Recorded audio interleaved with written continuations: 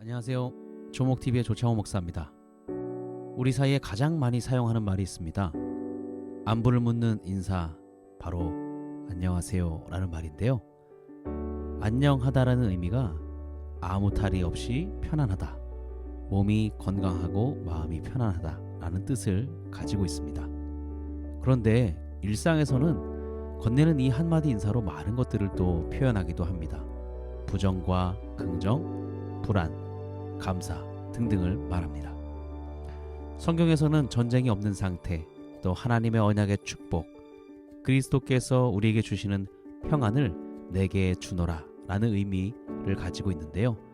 신앙을 가진 이들 사이에서는 샬롬이라는 말을 사용합니다. 하지만 이 샬롬은 단순한 인사를 넘어 완전한 하나님과 관계에서 말씀의 순종과 믿음으로 주어지는 평안입니다. 하나님은 자기 백성에게 언약의 말씀을 통해 우리에게 영원한 샬롬을 주시기 때문입니다. 우리가 잘 알듯이 이 샬롬은 평강, 평안을 의미하는 말인데요. 또 신기하게도 초등학교 5학년 음악 교과 과정에 있는 이 이스라엘의 민요 샬롬이라는 노래도 음악 교과에 실려 있습니다. 그 가사를 잠시 살펴보면 안녕, 다시 만날 그날까지 안녕, 안녕. 다시 만날 그날까지 안녕, 안녕. 만날 때 헤어질 때 축복을 건네는 말로 사용되는 가사이죠. 샬롬. 제가 청년 시절 춘천에 사역하는 한 형님이 밥을 사준다고 밥을 얻어먹으러 간 적이 있습니다. 그분은 저를 오랜만에 보자마자 이런 얘기를 대뜸 하더군요. 창훈아, 요즘 너 평안하니? 라고 뜬금없는 질문을 건넨 적이 있었습니다. 참 뜬금없고 갑자기 분위기가 사뭇 진지하게 질문이 저에게 온 것이죠. 그런데 사실 저에게는 당시 미래에 대한 불안감이 있었고 또 어떤 어려움들이 많이 있었습니다. 그러면서 뜨끔하기도 하고 또 물어봐주는 그 말이 따뜻하게도 제게 다가왔습니다. 이 질문은 지금까지도 제 안에 여운이 남아있는데요. 아무도 그렇게 제 안녕에 대해, 샬롬에 대해 진지하게 물어본 사람이 없었기도 했던 터라 더욱 마음이 와닿았던 것 같습니다. 우리가 어린 시절뿐만 아니라 또 지금도 인생에 걷는 여정 동안 이 샬롬, 평안은 우리에게 매우 중요한 부분일 수밖에 없습니다.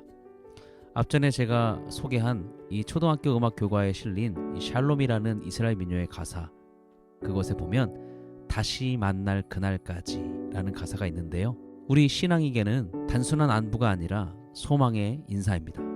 다시 만날 그날은 영원한 하나님 나라, 바로 현재와 미래를 포함합니다. 우리는 오늘도 이웃들과 함께 샬롬을 나눌 필요가 있습니다. 오직 그리스도께서 주시는 평안으로 나와 내 이웃을 향하는 샬롬을 우리는 사모해야 합니다. 매일 만나 매일 마주하는 내 주변의 사람들이 또 늘 항상 다음날 만날 것이라는 확신을 가지고 살 수 없다는 것이 우리의 인생이기도 합니다. 또 전쟁 같은 하루하루를 간간히 버티다가 아무렇지도 않은 척 안녕하세요 라고 샬롬이라고 인사를 건네는 경우도 있습니다. 그럴 때마다 우리가 힘듦과 불확실 속에 살아가는 삶이지만 우리가 무엇을 해야 할지 우리는 한번 생각해 봤으면 좋겠습니다. 먼저는 나 자신에게, 가장 가까운 이웃 가족에게 이 질문을 건네보십시오. 샬롬, 안녕하세요. 눈도 마주치지 않고 대화를 시작하기 위한 인사말을 넘어 이제 그리스도 예수 안에서 너와 나, 당신의 평안을 다시 회복하는 축복과 안부의 인사말이 되기를 바랍니다. 요한복음 14장 27절, 나의 평안을 너에게 주노라.